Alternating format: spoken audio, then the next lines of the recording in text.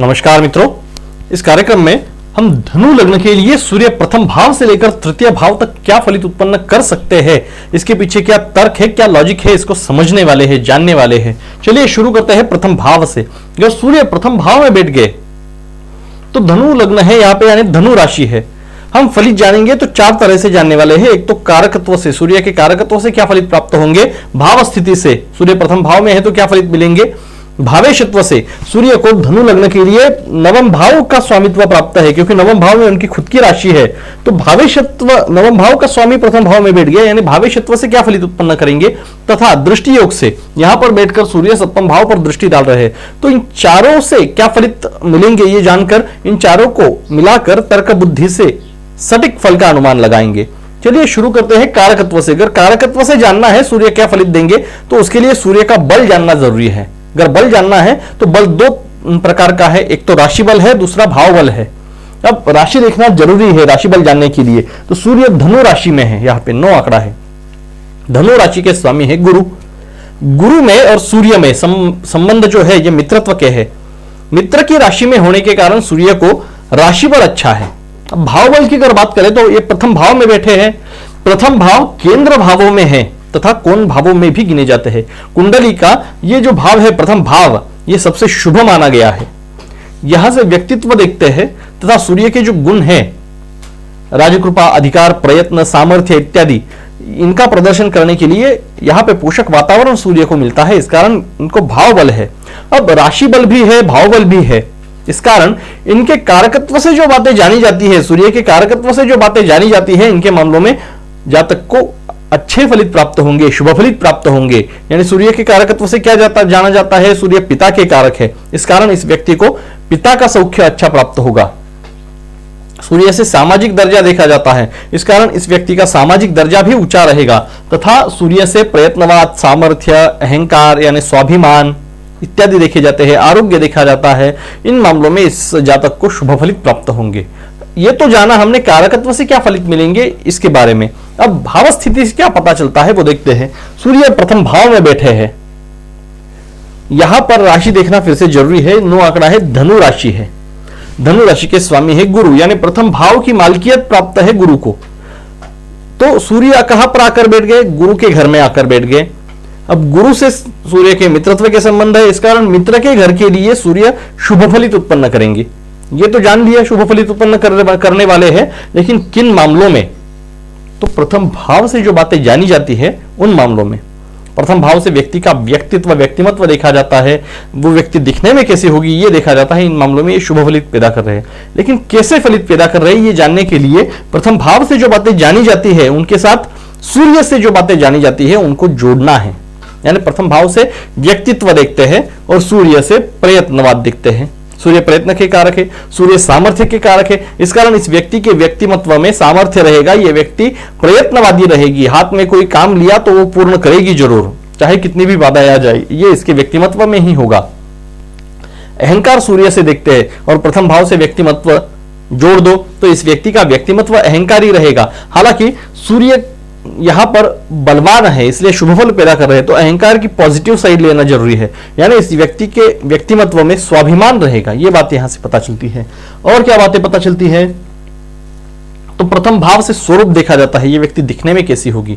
तो सूर्य अग्नि तत्व के ग्रह है, इस कारण इस व्यक्ति का जो व्यक्तिमत्व है ये पतला रहेगा, ये व्यक्ति दिखने में पतली होगी तथा इसके गालों पर लालिमा होगी। यहाँ के सूर्य ये बता रहे हैं।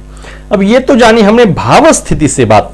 अब भावेशत्व से क्या पता चलता है, सूर्य को धनु लग्न के लिए नवम भाव का स्वामित्व प्राप्त है, ये तो देख ही लिया। नवम भाव के स्वामी आ गए प्रथम भाव में, क्या फलित पैदा होगा, तो हमें जोड़ना मात्र है।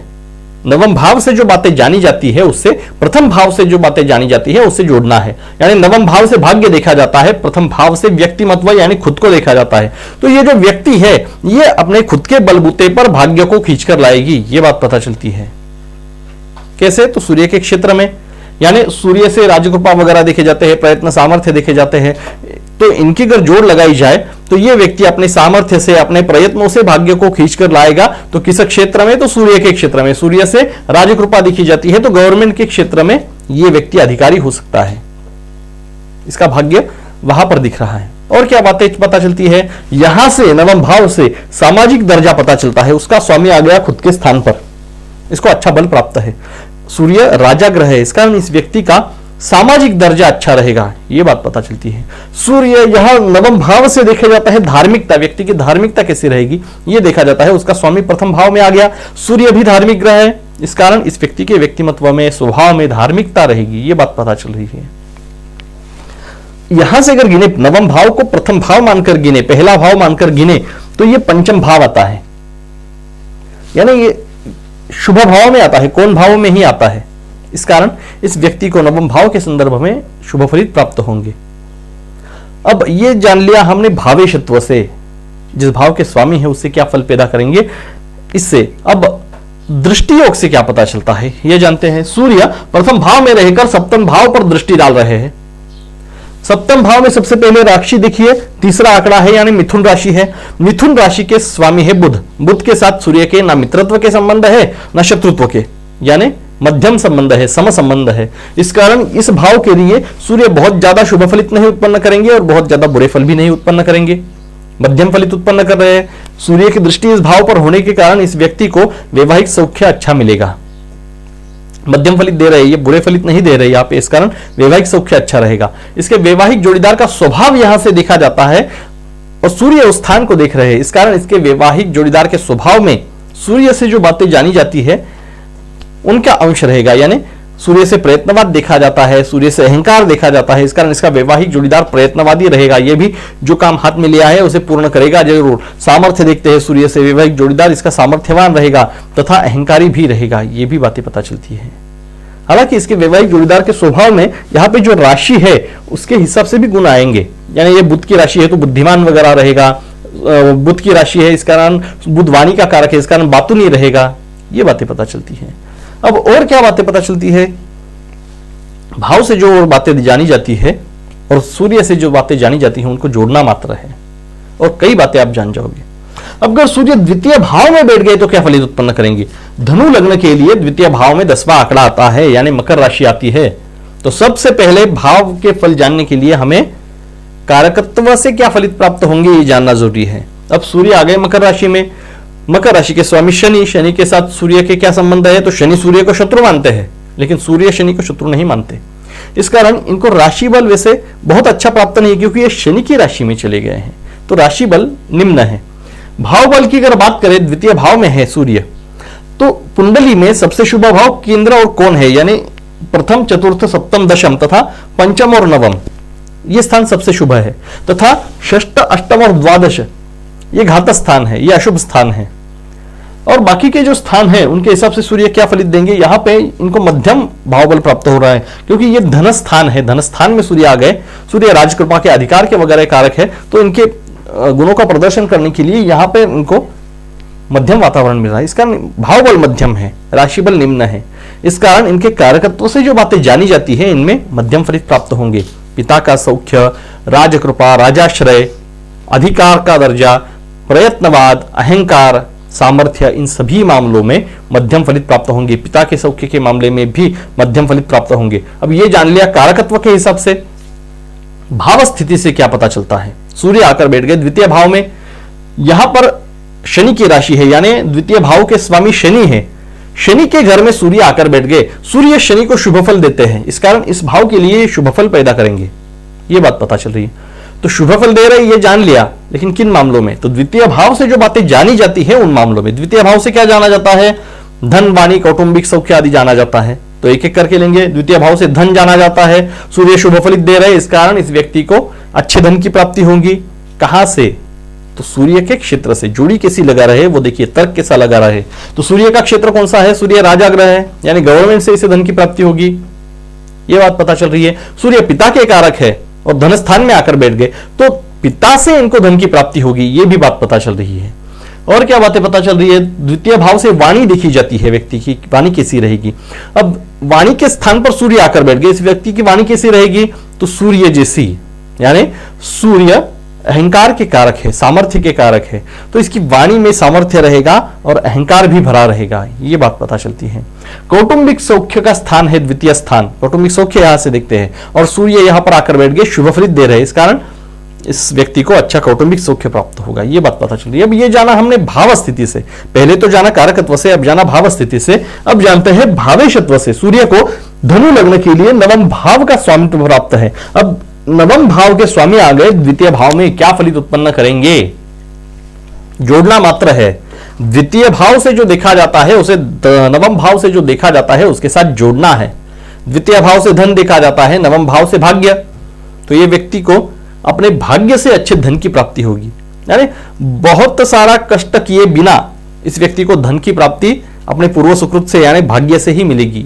ये व्यक्ति भाग्यशाली रहेगा, लकी रहेगा, ये बात यहां से पता चल रही है। यहां से सामाजिक दर्जा देखा जाता है और यहां से धन, तो धन के कारण इसका सामाजिक दर्जा अच्छा रहेगा, यह भी तर्क आप लगा सकते हैं। ये व्यक्ति धनवान रहेगी। अब नवम भाव से धार्मिकता देखी जाती है, द्वितीय भाव से धन जोड़ दीजिए, तो यह व्यक्ति धर्म कार्य के लिए खर्चा करेगा, यह बात पता चलती है, या धार्मिक क्षेत्र से पैसा कमाएगा, यह भी बात है। वाइस वर्सा आप दोनों जोड़ियां लगा सकते हैं और दोनों सही भी है। और क्या बात पता चलती है? तो द्वितीय भाव से धन का पता चलता है और यहां से धार्मिकता, वो तो हम देख ही चुके हैं। द्वितीय भाव से कौटुंबिक सौख्य देखते हैं, यहां से भाग्य, तो इसके कुटुंब के सदस्य यानी कौटुंबिक सौख्य भी इसको भाग्य से अच्छा मिलेगा, ये बात पता चल रही है। यहां से वाणी देखते हैं और भाग्य स्थान का स्वामी है, तो वाणी से भाग्य अच्छा रहेगा। जोड़ीगर सटीक नहीं लग रही है तो दूसरी चीजें देखिए क्या देखा जाता है। तो नवम भाव से धार्मिकता देखी जाती है और द्वितीय भाव से वाणी जोड़ी लग रही है। यह व्यक्ति धर्म के संदर्भ में बोलने वाला होगा, यह बात पता चलती है। इसकी वाणी में धार्मिकता भरी रहेगी, यह बात पता चलती है। अब द्वितीय भाव में बैठकर सूर्य अष्टम भाव को पूर्ण दृष्टि से देख रहे हैं। सूर्य को सप्तम दृष्टि है, तो अष्टम भाव में सबसे पहले राशि देखिए। यहां पर 4 आंकड़ा है यानी कर्क राशि। कर्क राशि के स्वामी है चंद्र। चंद्र के सूर्य के साथ मित्रत्व के संबंध है, यानी सूर्य मित्र के घर को पूर्ण दृष्टि से देख रहे हैं, इस कारण शुभ फल उत्पन्न करेंगे। यह तो पहले जान लिया कैसे फल उत्पन्न कर रहे हैं, यहां पे शुभ फल उत्पन्न कर रहे हैं। किन मामलों में? तो अष्टम स्थान से जो बातें जानी जाती है उन मामलों में शुभ फलित प्राप्त हो रहे हैं। अष्टम स्थान से मृत्यु देखी जाती है और सूर्य शुभ फल दे रहे हैं, इस कारण इस व्यक्ति को लंबे आयु की प्राप्ति होगी, यह बात पता चल रही है। इसका आयुष्य लंबा रहेगा। यहां से अष्टम भाव से गुप्त धन देखते हैं। आज के युग में गुप्त धन यानी लावारिस धन या काला धन या फिर रिश्वतखोरी से लिया हुआ धन इस गुप्त धन के दायरे में आता है। अब धन के स्थान पर बैठकर सूर्य गुप्त धन के स्थान को देख रहे हैं, इस कारण इस व्यक्ति को गुप्त धन की प्राप्ति होगी, यह बात पता चल रही है। यहां से अष्टम भाव से गुप्त विद्या वगैरह देखी जाती है। सूर्य धार्मिक ग्रह है, यहां पर शुभ फल दे रहा है, इस कारण ये जो व्यक्ति है ये ज्योतिष शास्त्र तथा जो गुप्त विद्या है इन पर विश्वास रखने वाला होगा और इनकी कुछ हद तक साधनाएं भी करेगा, क्योंकि सूर्य सामर्थ्यशाली ग्रह है, ये विद्याएं प्राप्त करने के लिए अपना सामर्थ्य लगाएगा, ये बात यहां से तर्क से ही पता चल रही है। अब सूर्य अगर तृतीय भाव में बैठ जाए तो क्या फलित उत्पन्न करेंगे? धनु लग्न के लिए तृतीय भाव में 11 आंकड़ा आता है यानी कुंभ राशि आती है। कुंभ राशि के स्वामी शनि है। अब शनि सूर्य को अच्छे दृष्टि से नहीं देखते, शत्रुत्व की दृष्टि से देखते हैं, लेकिन सूर्य शनि के लिए अच्छे फलित देते हैं, इस कारण इनको राशि का जो बल है ये राशि बल कम प्राप्त है। अब भाव बल की अगर बात करें तो ये तृतीय भाव है। तृतीय भाव पराक्रम का, कर्तृत्व का भाव है और सूर्य प्रयत्नवाद के कारक है, सामर्थ्यवाद के कारक है। यह आकर बैठ गए पराक्रम कर्तृत्व के स्थान पर, इस कारण सूर्य के जो ये गुण है इनको प्रदर्शित करने के लिए सूर्य को इस भाव में पोषक वातावरण मिलता है, इस कारण सूर्य को तृतीय स्थान में अच्छा भाव बल प्राप्त होता है। अब भाव बल है, राशि बल कम है, इस कारण इनके कारकत्व से जो बातें जानी जाती है इनके मामलों में मध्यम फलित प्राप्त होंगे, यानी पिता का सौख्य इसे मध्यम प्राप्त होगा। राजकृपा, राजाश्रय, सामर्थ्य, प्रयत्नवाद, अहंकार, स्वाभिमान, आरोग्य, इन सभी मामलों में मध्यम फलित प्राप्त होगा। अब ये तो हुई कारकत्व से जानी गई बात। अब भाव स्थिति से क्या पता चलता है? सूर्य तृतीय भाव में बैठ गए हैं और शनि की राशि में है, यानी ये घर जो है तृतीय भाव जो है ये शनि की मालकियत में है, शनि इसके स्वामी हैं। अब शनि के घर में सूर्य बैठ गए। सूर्य तो शनि को अच्छे फल ही देते हैं, हालांकि शनि सूर्य को शत्रु की दृष्टि से देखते हैं, लेकिन सूर्य शनि को अच्छी दृष्टि से देखते हैं, इस कारण इस भाव के लिए ये अच्छे फलित उत्पन्न करेंगे। ये तो जान लिया यहां पे अच्छे फलित उत्पन्न कर रहे हैं, लेकिन किन मामलों में? तो तृतीय भाव से जो बातें जानी जाती है उन मामलों में, तृतीय भाव से पराक्रम देखते हैं, कर्तृत्व देखते हैं व्यक्ति का, तो सूर्य इन मामलों में अच्छे फलित दे रहा है। सूर्य प्रयत्नवाद का कारक है, इसको जोड़ दो पराक्रम से, कर्तृत्व से, तो यह व्यक्ति अपने प्रयत्नों से पराक्रम करेगी, कर्तृत्व दिखाएगी, यह बात पता चलती है। सूर्य सामर्थ्य का कारक है, ऐसे ही यह व्यक्ति अपने सामर्थ्य से पराक्रम करेगी, कर्तृत्व करेगी, यह भी बात पता चल रही है। और क्या बातें पता चलती है? सूर्य पिता के कारक है, आगे पराक्रम स्थान पर, कर्तृत्व के स्थान पर इसके पिता को माफ कीजिएगा, इसके पिता की इसको कर्तृत्व दिखाने के लिए या पराक्रम दिखाने के लिए सहायता प्राप्त होगी, यह बात पता चल रही है। सूर्य राजकृपा के कारक है और आगे पराक्रम के स्थान पर, कर्तृत्व के स्थान पर, तो यह व्यक्ति कर्तृत्व दिखाएगी, पराक्रम करेगी, लेकिन किस क्षेत्र में? तो सूर्य के क्षेत्र में। यह तर्क लगाइए, तो सूर्य के क्षेत्र में यानी राजकृपा, राजाश्रय यानी गवर्नमेंट के क्षेत्र में यह व्यक्ति पराक्रम दिखाएगी, काम करेगी, अच्छा कर्तृत्व दिखाएगी, यह बात पता चलती है। तृतीय भाव से छोटे भाई बहनों का सौख्य भी देखा जाता है, वहां पर सूर्य आकर बैठ गए, तो इसके छोटे भाई बहन भी सूर्य के क्षेत्र से रिलेटेड हो सकते हैं, यानी गवर्नमेंट से रिलेटेड कुछ काम में हो सकते हैं। लेकिन सूर्य स्वयं पराक्रमी है, प्रयत्नवादी है, इस कारण ये जो व्यक्ति है इसका पराक्रम इनके छोटे भाई बहनों से ज्यादा रहेगा, इस कारण ये व्यक्ति घर में करता रहेंगे, यानी बड़ों जैसा व्यवहार करेंगे, ये बात पता चलती है। अब तृतीय भाव से और क्या देखा जाता है? तो छोटी यात्राएं देखी जाती है, और सूर्य धार्मिक ग्रह है, आध्यात्मिक ग्रह है, और यहां से छोटी यात्राओं के स्थान में आकर बैठ गए हैं, इस कारण इस व्यक्ति को धर्म के लिए ये व्यक्ति या छोटी यात्राएं करेगा, यानी तीर्थ यात्राएं वगैरह करेगा, ये बात पता चलती है। ये व्यक्ति धार्मिक रहेगा। या और एक तर्क लगा सकते हैं, इस स्थान से, तृतीय स्थान से पराक्रम देखते हैं, कर्तृत्व देखते हैं, और सूर्य धार्मिक ग्रह है, इस कारण यह व्यक्ति धर्म के क्षेत्र में भी पराक्रम या कर्तृत्व कर सकता है, धर्मगुरु वगैरह भी यह व्यक्ति हो सकती है। सूर्य राजकारण के ग्रह है और आकर बैठ गए कर्तृत्व के स्थान पर, कर्म के स्थान पर। यहां पे जो राशि है शनि की, ये आज के क्षेत्र में प्रजातंत्र के कारक है, और सूर्य राजकारण के क्षेत्र में ये व्यक्ति राजकारण में पराक्रम दिखाएगी। एक तो गवर्नमेंट नौकरी में होगी, वहां पर अधिकार के पोस्ट पर पराक्रम दिखाएगी, या फिर ये मंत्री या लोक प्रतिनिधि भी हो सकती है, इसमें भी इसे यश प्राप्त होगा। ये बात यहां से सूर्य से पता चल रही है। अब ये तो हुई हमने सिर्फ भाव स्थिति से जानी गई बातें। भावेशत्व से क्या पता चलता है? सूर्य नवम भाव के स्वामी है। अब नवम भाव के स्वामी होकर आकर बैठ गए तृतीय भाव में, क्या पता चलता है? जोड़ना मात्र है। तृतीय भाव से जो देखा जाता है उससे, नवम भाव से जो देखा जाता है उससे जोड़ना मात्र है। तो तृतीय भाव से क्या देखा जाता है? तो तृतीय भाव से पराक्रम देखा जाता है, नवम भाव से भाग्य। यह व्यक्ति अपने पराक्रम से अपने भाग्य को खींचकर लाने वाली होगी, यह तर्क है।